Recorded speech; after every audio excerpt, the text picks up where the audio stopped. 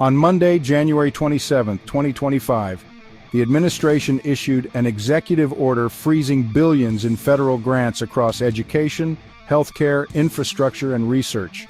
The freeze applied to competitive and discretionary grants administered by federal agencies, immediately halting funding disbursements and suspending new grant approvals. Institutions relying on these funds faced sudden financial uncertainty, prompting urgent efforts to assess the impact. On Tuesday, January 28, a federal judge blocked the order before it could take effect, ruling that its sweeping scope raised serious legal concerns.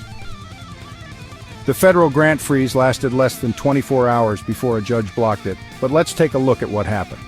In that brief window, chaos erupted. Universities warned of research grinding to a halt. Nonprofits feared losing critical funding for social services. State officials scrambled to determine which infrastructure projects would be affected. Across the political spectrum, condemnation was swift. Even some conservative lawmakers, typically aligned with efforts to curb federal spending, called the move reckless and unnecessary. The prevailing interpretation of this episode is simple: incompetence, overreach, or sheer ideological hostility toward public institutions. Critics have framed it as a blunder so egregious that it collapsed under its own weight, leaving behind nothing but political damage for those who initiated it. But that explanation is too neat, too comforting in its assumption that this was merely a failed attempt at policy. The reality is something far more deliberate and far more dangerous. The freeze was never about cutting funding. It was about watching what happened when the money stopped.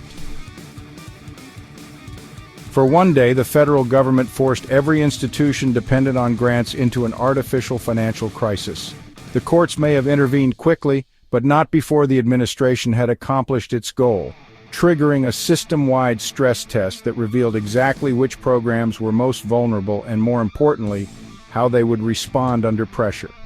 Universities, research institutions, state agencies, and nonprofits did not sit idly by waiting for the courts to act. They scrambled, they made calls, they reached out to potential donors, private investors, and corporate partners in a desperate attempt to secure alternative funding.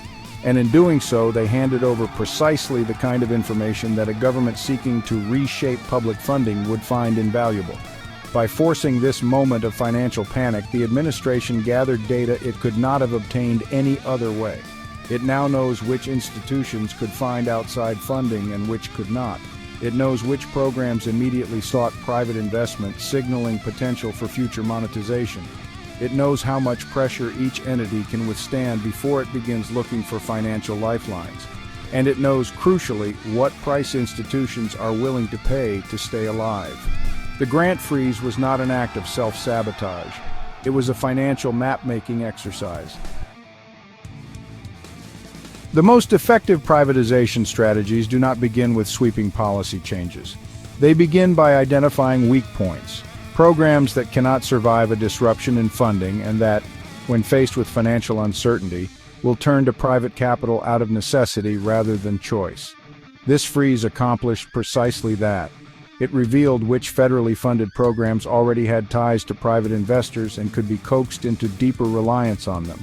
It exposed which services, scientific research, infrastructure projects, educational initiatives could be repositioned as revenue-generating ventures under the right conditions. And it gave the administration the ability to apply pressure strategically, not through broad, politically costly cuts, but through selective funding decisions that nudge institutions toward partnerships that steadily erode public ownership and control. Now, the administration does not need another freeze. It does not need to announce sweeping cuts that would provoke the same kind of immediate backlash. It only needs to use the knowledge it has gained to begin shifting federal funding patterns quietly, directing money toward programs that have already demonstrated their willingness to seek private financing, while letting those that cannot monetize wither on the vine. So what looked like a reckless act of bureaucratic vandalism was, in fact, an immensely sophisticated money-making strategy. The outrage it provoked was not a miscalculation. It was a distraction, a smokescreen for a far more insidious restructuring of public funding. The freeze is over, but the effects of the information it revealed will be felt for years.